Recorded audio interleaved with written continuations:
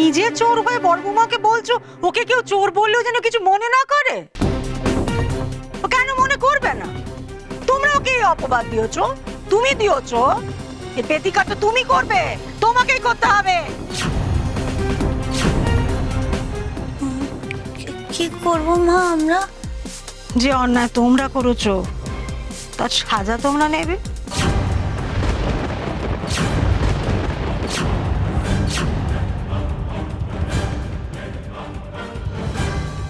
মামা আপনার পায়ে পড়ছি মা, আপনি শেঠজির কাছে আমাদের ধরিয়ে দেবেন না মা, তাহলে শেঠজি সব মাল নিয়ে নেবে, আমাদের জেলে দিয়ে দেবে মা, আমাদের ব্যবসাটা যাবে, মান সম্মানও যাবে। মা ক্ষমা করে দিন। হ্যাঁ হ্যাঁ মা, তুমি যা শাস্তি দেবার দাও, শেঠজিকে কিছু বলো না মা। কিন্তু তোমরা তো অন্যায়টা শেঠজির কাছেই করেছো, শেঠজির ক্ষতি হয়েছে, আর সেই ক্ষতি পূরণের জন্য সব শাড়ি ফিরিয়ে দিতে হবে শেঠজিকে। বড় বৌদির সব শাড়ি কি করে ফেরত দেবো? কিছু শাড়ি তো বিক্রি হয়ে গেছে, শাড়িগুলো তো সব ফেরত দিতে পারবো না। দিতে তো হবে শ্যামল, যে টাকা তোদের নয় তা যখন তোরা নিয়ে বসে আছিস তখন পেরান দিয়ে হলেও সে টাকা তো ফেরত দিয়ে দিতে হবে। নাহলে তো আমার মনে হবে যে অন্যায় টাকা আমার বাড়িতে রয়েছে, সে অন্যায় টাকা, সেই পাপের টাকা ঘাত খাচ্ছে আমার ছেলের বউ নাতি নাতনিরা। আমি যেটা সইতে পারবো না শ্যামল।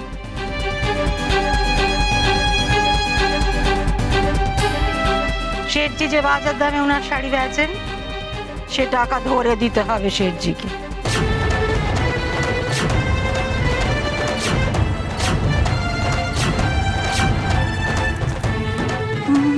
মা সে তো অনেক টাকা মা, সেই টাকা দিতে হলে তো আমার ব্যবসায় উঠে যাবে, রাস্তায় পাটি নিয়ে বসতে হবে। তা তো আমি জানি না মেজবৌমা, আমার বাড়ির বড় বউয়ের মাথার মিথ্যে কলঙ্ক মুছতে তোমাদের দোকান বেঁধে যদি টাকা জোগাড় করতে হয় তো তাই করবে তোমরা। আমার সংসারে চুরির টাকা আসবে এ আমি মানবো না।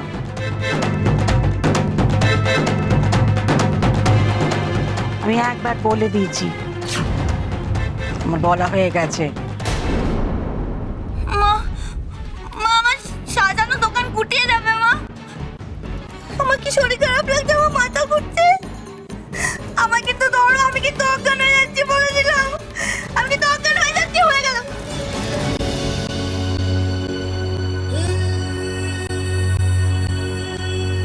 কাকুলি, কাকুলি ওঠো,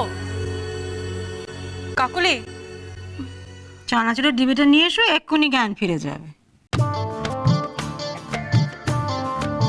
বদ্দি, একটা সামান্য মিথ্যে অপবাদ থাকতে তুমি আমার ডবল ডবল লস করালে।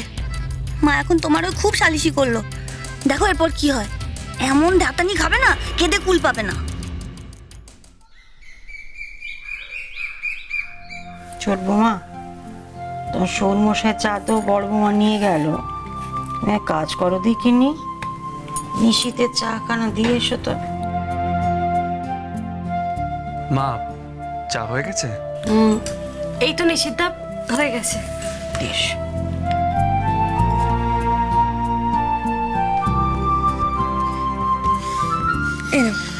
হ্যাঁ। কি না, তোমার কপালে ওটা কিসের দাগ? ও কিছু না, আসলে ঘাটে লেগে গেছে, রাজাটা এত দুরন্ত হয়েছে না।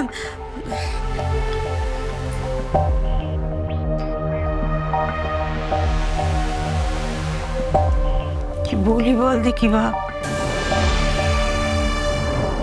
রোজ হচ্ছে বড় বৌমার পাড়া তো ছোট বৌমা তো আবার চাপা স্বভাব, এসব রোজ দেখছি, আমি আর সইতে পারছি না রে বাবু, বুক কেটে যাচ্ছে আমার। আচ্ছা মা, এর কি কোনো প্রতিকার হবে না? হ্যাঁ, দেবলের বড় দাদা হয়ে আমি সব কিছু দেখে যাব, ডায়নার বলার মিথ্যে কথা আমি চুপ করে শুনে যাব। দেবল যে ডায়নাকে মারছে তুমি সেটা বুঝতে পারছো না মা? পাচ্ছি, 16 আনাই পাচ্ছি। তাহলে মা, তুমি সব কিছু জানোই যখন, তাহলে কেন কিছু বলছো না? এইভাবে কি মেয়েটা রোজ রোজ দেবলের হাতে মার খাবে? মা, তুমি চাইলে আমি দেবলের সাথে কথা বলছি তাহলে গিয়ে। না নিশিতা, আমি বলবো।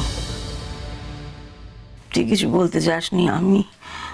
আমার সংসার, আমার সব কিছু আমাকেই তো থামাতে হবে, নাহলে এই সংসার ভেঙে যাবে বাবা। আমি বলবো।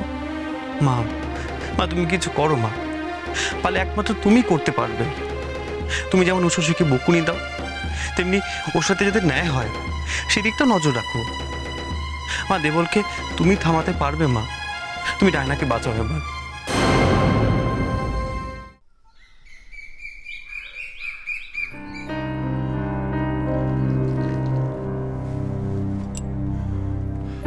আমার উঠতে একটু দেরি হয়েছে বলে তুমি পুজোর জোগাড় সব সেরে ফেললে ছোট বৌমা।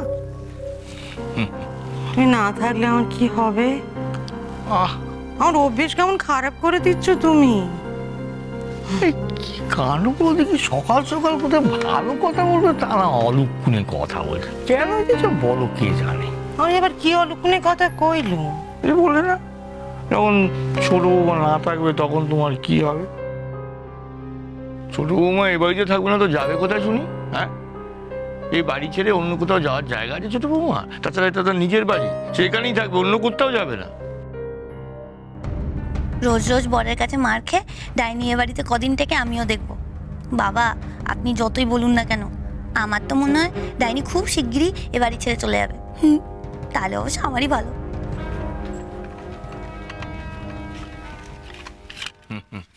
দাও দিদি। হ্যাঁ, বাহ, ডায়নার খুব সহ্য শক্তি বাবা। রাতে রোজ রাজা জেগে থাকে, ডায়নাও জেগে থাকে, তাও দেখুন সকালে ঠিক কাজে লেগে যায়। ওর মতন মেয়ে আপনি সহজে পাবেন না। আহারে, তোমার তো সবাই হেব্বি জ্বালায়। ছেলে রাতে জাগিয়ে জাগিয়ে জ্বালায় আর বর কাঁদিয়ে কাঁদিয়ে। আমি আমার বউকে কাঁদাই তো তোমার কি মেজো বৌদি? তুমি কেন এত কথা বলছো? আচ্ছা মুশকিল, আমার ঘরের ভেতর কি হচ্ছে তা নিয়ে তোমাদের এত মাথা ব্যথা কিসের বলো তো? তোমরা কি আমাকে ভালোভাবে থাকতে দিতে চাও না? আমি আর কি করলাম? যেটুকু জানি সেটুকুই বলছি। আজ আমি বলছি, কাল বাইরের লোক এসে বলবে। আর ওরা যখন বলবে না, পুরোটাই বলবে। আমরা সবাই জানি তুমি ডায়নাকে রোজ পেটাও।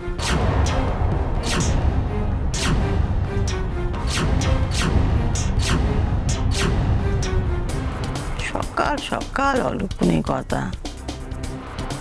তোমার মুখ থেকে কি কোনো ভালো কথা বেরো না মেজ বৌমা? মিস্টার দেবল ঘোষ,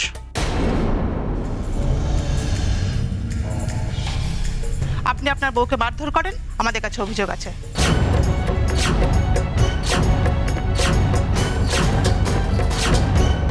নমস্কার, আমি এনজিও থেকে এসেছি ডোমেস্টিক ভায়োলেন্সের শিকার ডানা ঘোষকে বাঁচাতে।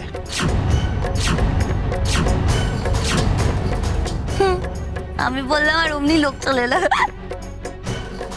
কে আসতে বলেছে কি আপনাদের? মিসেস উষসী ঘোষ আমাদের কাছে অভিযোগ জানিয়েছে।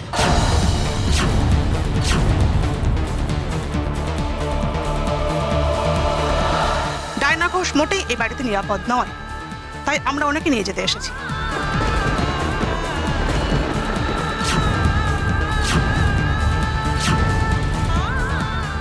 কি ছোট বৌমা, এই বাড়িতে নিরাপত্তা নেই, তাই তুমি বাইরের লোকের সাথে ঘরের বউকে বাড়ির বাইরে বের করে দিতে চাও বড় বৌমা?